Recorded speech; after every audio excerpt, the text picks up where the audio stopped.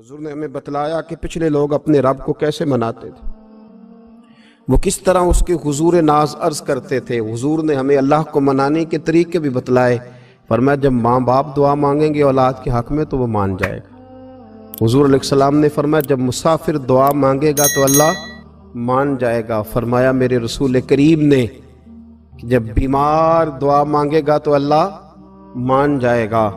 اور سید عالم علیہ السلام فرمانے لگے جب تمہارے ضعیف، کمزور، مجبور لوگ دعا مانگیں گے تو اللہ مان جائے گا۔ اور حضور نے فرمایا جب تم فرض ادا کر کے دعا مانگو گے تو اللہ مان جائے گا۔ اور میرے محبوب نے فرمایا جب پچھلی رات اٹھ کے تم اس کے حضور عرض کرو گے تو وہ تمہاری دعاؤں کو قبول کر لے گا، وہ تم مان جائے گا۔ اور حضور نے ہمیں دن بتائے، فرمایا جمعے والے دن مانگنا مان جائے گا، شب قدر کو مانگ لینا مان جائے گا، شب برات میں دعائیں کرنا وہ مان جائے گا، رمضان کی راتوں میں مانگنا مان جائے گا، قرآن پاک کے ختم کے موقع پر دعا کرنا مان جائے گا۔ طریقے بتلائے۔ اب یہ ہے کہ ہم نے تو مانگنا تھا نا اس کی بارگاہ میں، ہم نے تو حاضر ہونا تھا، ہم نے تو جانا تھا۔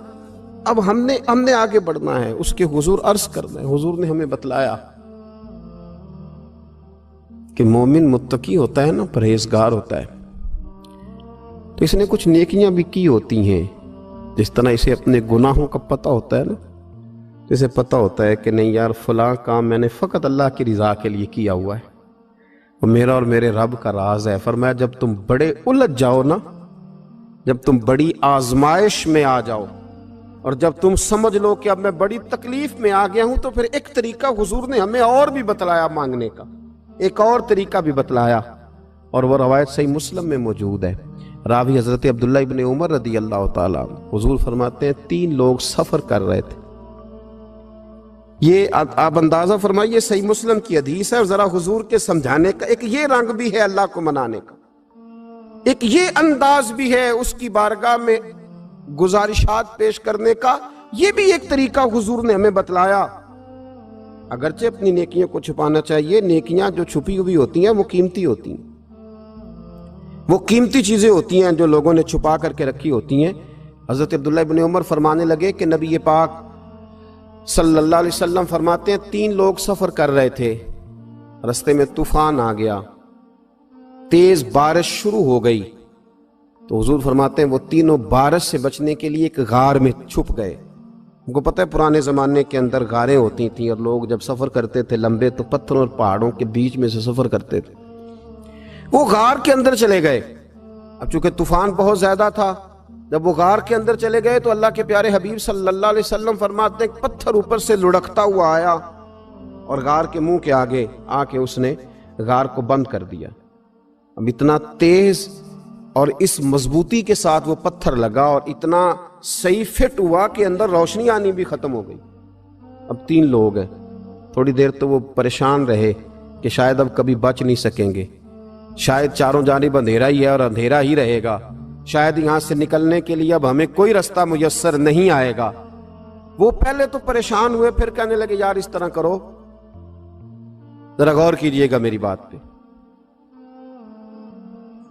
فرمایا اس طرح کرو، اگر کوئی زندگی میں نیکی کی ہے نا تو ذرا اس نیکی کو یاد تو کرو، اور یاد کر کے اس مالک کے حضور عرض تو کرو، وہ کریم ہے، کوئی آنکھو شاید من جاوے تے گل کم تتڑی دا بن جاوے، عرض تو کرو ان میں سے۔ یہ آپ اندازہ فرمائیے، یہ بات بیان کون کر رہا ہے؟ یہ مدینے والے رسول بیان کر رہے ہیں، یہ نبی پاک علیہ السلام نے بیان فرمایا۔ یہ وہ کہانی ہے جو ہمیں ہمارے نبی پاک نے سنائی، رسول کریم علیہ السلام نے ہمیں بتلائی، یہ داستان محبت۔ حضور فرمانے لگے ایک نے ان میں سے ہاتھ اٹھائے اور اس نے انداز کیا چھیڑا، عرض کرنے لگا اللہ تو جانتا ہے نا میں نے بکریاں رکھی ہیں، میں غریب ہوں، مزدور ہوں، اور مالک تو یہ بھی جانتا ہے کہ میرے بچے بھی ہیں، بیوی بھی ہے، پر میں جب بھی گھر لوٹا ہوں تو دودھ میں نے بچوں اور بیوی کو پہلے نہیں دیا، بوڑھے ماں باپ کو پہلے دیا۔ اللہ میں نے ان کے ساتھ ہمیشہ کرم کے بازو کھول کر معاملہ کیا۔ وہ غار میں تنہا بیٹھے ہیں اور اپنے مالک کو منا رہے ہیں، عرض کرتے ہیں اللہ تجھے یاد ہے نا ایک رات جب میں بڑی دیر سے لوٹا تھا، لکڑیاں کاٹتے درخت تلاش کرتے مجھے دیر ہو گئی، میں دیر سے لوٹا تھا، نیت یہ کر رکھی تھی کہ دودھ سب سے پہلے ماں باپ کو پلاؤں گا، مالک جب میں لوٹا تو وہ بوڑھے تھک ہار کے سو گئے تھے، میری بیوی نے مجھے کہا کہ بچوں کو پلا دو، وہ سو گئے، تو میں نے کہا نہیں میرے ذمے ہے ان بوڑھوں کے دل کو ٹھنڈا کرنا، ان سے پیار کرنا۔ اللہ بیوی مانگتی رہی، بچے طلب کرتے رہے، میری ٹانگوں میں گھومتے رہے، بار بار آتے رہے، اور میں نے دودھ نہیں پلایا۔ اے مالک فجر ہو گئی، آفتاب طلوع ہونے کا وقت آ گیا، پر میں نے ماں باپ کے بیدار ہونے کا انتظار کیا۔ اے اللہ وہ جب اٹھے تو ان کی آنکھوں میں جو میرے لیے دعا تھی اور ان کے سینوں میں جو میرے لیے کرم تھا، اگر تیری بارگاہ میں وہ نیکی قبول ہے تو مالک پھر رحم فرما، نہ اس مشکل سے آسانی عطا فرما۔ سنو سنو، رسول کریم صلی اللہ علیہ وسلم فرماتے ہیں کہ اس بندے کی دعا مکمل ہوئی تو پتھر تھوڑا سا سرک گیا، اور اتنا سرکا کہ آسمان نظر آنے لگا۔ جس نے ماں باپ کو منایا ہے، ان سے پیار کیا ہے، پھر یہی بات وسیلہ بن جائے گی رب کے ماننے کا، پھر یہ وسیلہ بنے گی، اللہ اس سے مان جائے گا۔ پھر رسول کریم صلی اللہ علیہ وسلم فرمانے لگے، دوسرا بولا اور عرض کرنے لگا کہ اے اللہ تو جانتا ہے مجھے اپنے چچا کی بیٹی بھانے لگی تھی، میں اس کی طرف رغبت کرنے لگا تھا، اور میں نے جب اس سے جا کے ارادہ کیا کہ میں تیرا طالب ہوں، تو اس نے مجھے کہا کہ پہلے 100 دینار لاؤ۔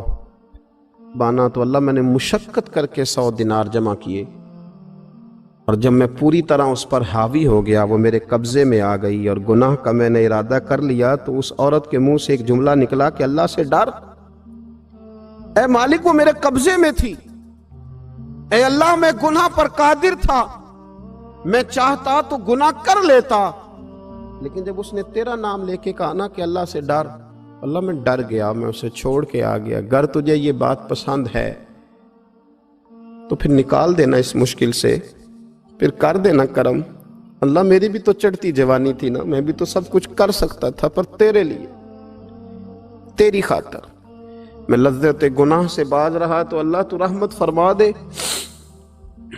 حضور فرماتے ہیں اس کی دعا مکمل ہوئی تھی کہ پتھر تھوڑا اور سرک گیا۔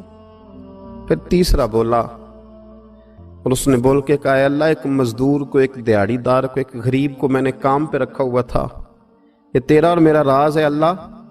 وہ مزدور، وہ دیہڑی دار میرے پاس کام پہ لگا تھا، کچھ چاول میں نے اس کی اجرت مقرر کر دی کہ تو کام مکمل کرے گا تو میں تجھے دوں گا، اور جب اجرت لینے کا وقت آیا تو وہ بگڑ کر ناراض ہو کر چلا گیا، میں اسے ڈھونڈتا رہا، وہ مجھے ملا نہیں، میں نے اس کے چاولوں کی قیمت کاروبار میں انویسٹ کر دی، اس کا تھوڑا سا سرمایہ پر میں نے کھایا نہیں، پھر وہ اس سے میں کاروبار کرتا رہا، اور اتنا کاروبار کیا کہ بہت ساری گائیں اور ان کے چرواہے تیار ہو گئے، وہ سالوں کے بعد لوٹا، میں نے اس غریب کا مال کھایا نہیں بلکہ بڑھایا، محفوظ کر کے رکھا، وہ سالوں کے بعد لوٹا اور کہنے لگا میرا مال، تو میں نے کہا وہ ساری گائیں تیری ہیں، وہ چرواہا تیرا ہے، یہ سارا کچھ تیرا ہے۔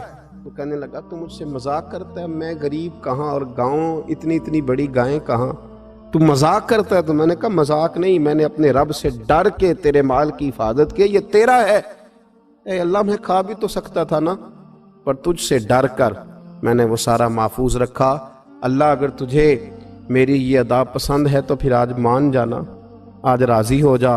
اللہ کے رسول فرماتے ہیں اس کی دعا مکمل ہوئی تھی کہ پتھر لڑکا اور ان کے لیے رستہ بن گیا، وہ باہر آ گئے۔ تو حضور نے ہمیں بتلایا کہ وہ تمہاری نیکیاں جو چھپی ہوئی ہیں، وہ تمہاری نیکیاں جو تم نے خالص اللہ کی رضا کے لیے کی ہیں، ان نیکیوں، ان اعمال کا وسیلہ بھی تمہارے رب کے ماننے کا ذریعہ بن جائے گا۔ اس کو منایا جائے، اس کی حضور حاضری دی جائے، اس سے بخشش کا سوال کیا جائے، اس کی بارگاہ میں یہ گزارش کی جائے کہ اللہ غریبوں، مجبوروں، کمزوروں اور ان لوگوں کے صدقے جو اللہ رستہ دیکھ رہے ہیں کہ رستہ کب کھلے گا، جو تیری بارگاہ کرم کے سوالی ہیں، ان کے صدقے تو رحم فرما، تو کرم فرما۔ تو میرے عزیز، ایک اور بات جو اللہ کو منانے کے لیے ہمیں ہمارے پیارے رسول صلی اللہ تعالی علیہ وسلم نے بتلائی کہ جب انسان بہت زیادہ عاجزی کرتا ہے نا، بہت زیادہ عاجزی، تو پھر بھی اللہ مان جاتا ہے۔ جب وہ اس کے حضور بہت عجز کا اظہار کرتا ہے، بہت زیادہ عجز کا اظہار کرتا ہے، وہ ڈر جاتا ہے اس سے۔ وَلِمَنْ خَافَ مَقَامَ رَبِّهِ جَنَّتَانِ، فرمایا جو میرے سامنے کھڑے ہونے سے ڈرے گا میں اسے 2 جنتیں عطا کروں۔ حضرت بابا فرید الدین مسعود گنج شکر بابا صاحب رحمۃ اللہ علیہ فرماتے ہیں کہ ایک نیک نوجوان تھا، دن کو روزہ رکھتا، رات کو نماز پڑھتا، پر اللہ سے ڈرتا پھر بھی بہت ہی زیادہ تھا، بڑا ہی ڈرتا تھا۔ موت کا وقت آیا تو ماں ہی تھی بس اس کی، تو ماں سے کہنے لگا اماں تو میری ماں ہے، میرے ساتھ 3 وعدے تو کر۔ اس نے کہا پتر تو بتا، آخری ہج کی لے رہا ہے اور اس غریبنی ماں سے تو وعدہ لے رہا ہے، بتا کیا وعدہ ہے؟ تو عرض کرنے لگا اماں جب میں مر جاؤں نا تو میرے گلے میں رسی ڈال کے تو مجھے گھمانا گھر کے صحن میں، اور لوگوں کو کہنا جو رب کی نافرمانی کرے اس کا یہی حال ہوتا ہے۔ یہ اعلان کرنا جو اللہ کے نافرمان ہوں ان کا یہی اشر کیا جانا چاہیے۔ اور اماں پھر دوسرا وعدہ کر، میرا رات کو جنازہ اٹھایا جائے، میں نہیں چاہتا کہ کسی کے منہ سے یہ لفظ نکل جائیں کہ وہ دیکھو اللہ کا نافرمان جا رہا ہے، رات کو میرا جنازہ اٹھانا۔ اور اماں تیسرا میرے ساتھ وعدہ کر کہ لوگ مجھے دفن کر کے آ جائیں گے تو میری قبر پہ چلی جائے گی، عمل میرے پاس کوئی نہیں، پر مجھے لگتا ہے ماں کے قدموں کی برکت سے عرش کا مالک بھی رحم فرمائے گا۔ اماں تو وعدہ کر کہ میرے ساتھ وعدہ کر۔ بابا صاحب رحمۃ اللہ علیہ فرمانے لگے کہ ماں، بوڑھی ماں نے وعدہ کر لیا۔ کہا بیٹے ٹھیک ہے، اگر تیری یہی ضد ہے تو میں تیار ہوں۔ پھر اس نے کلمہ شہادت پڑھا، اس نوجوان کی روح پرواز کر گئی۔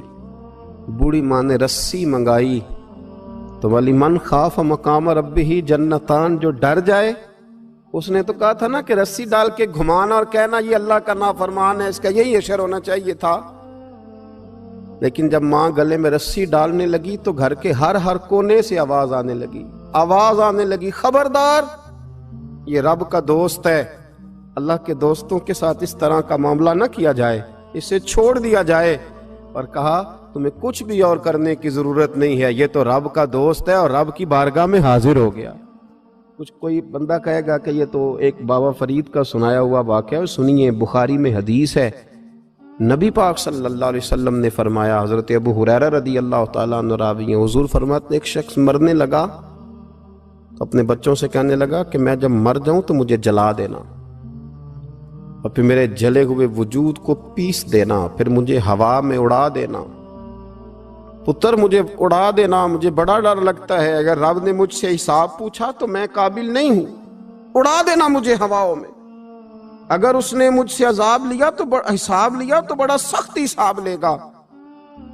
حضور فرماتے ہیں، بخاری میں موجود ہے، اس کے بچوں نے اسی طرح کیا، اس کے مرنے کے بعد اسے جلایا، ہوا میں اڑا دیا۔ اللہ کے محبوب فرماتے ہیں رب کریم نے حکم دیا زمین کو کہ اس کے ذرات کو جمع کرو، زمین نے ذرے جمع کیے، خدا نے حکم دیا تو اس کا وجود پھر سے اسی شکل میں آیا۔ تو رب کریم نے فرمایا یہ جو تو نے وصیت کی تو کیوں کی؟ اللہ جانتا ہے کہ نہیں جانتا؟ یہ کی تو کیوں کی؟ تو رو پڑا، کہنے لگا اللہ میرے اندر تو طاقت نہیں تھی تیرے سامنے کھڑا ہو کے حساب دے سکوں، تجھے منانے کے لیے تیرے خوف سے ڈر گیا، میں ڈر گیا۔ اگرچہ ہمارے بزرگوں نے لکھا ہے کہ آج یہ وصیت کرنا، اس رنگ میں یہ طرز اختیار کرنا درست نہیں، لیکن آپ غور فرمائیے کہ نبی پاک علیہ السلام فرماتے ہیں جب اس نے کہا نا اللہ تجھ سے ڈر کے یہ کیا، تو رب کریم نے فرمایا جا پھر میں نے تیری مغفرت کر دی، کیونکہ اللہ کو پتا تھا یہ دل سے بات کر رہا ہے۔ ایک چوتھی بات میرے رسول پاک علیہ السلام نے فرمایا کہ جب رب نہ مانے تو پھر وہ کمزوروں کے صدقے مان جاتا ہے۔ پھر وہ ضعیفوں کے صدقے مان جاتا ہے۔ فرمایا اللہ تم سے بارشیں روکنا چاہتا ہے، پر تمہارے ضعیفوں، کمزوروں، غریبوں کے صدقے، مجبوروں کے صدقے وہ تم پر بارشیں برساتا ہے۔ حضور فرماتے ہیں رب اشغاذا اغبر لو اقسم علی اللہ لا برا۔ کچھ ایسے لوگ ہوتے ہیں کہ ان کے بالوں میں خاک پڑی ہوتی ہے، چہروں پہ مٹی الجھے ہوئے ہوتے ہیں، لیکن اگر وہ اللہ پہ قسم کھا لیں تو اللہ ان کی قسم بھی پوری کر دیتا ہے۔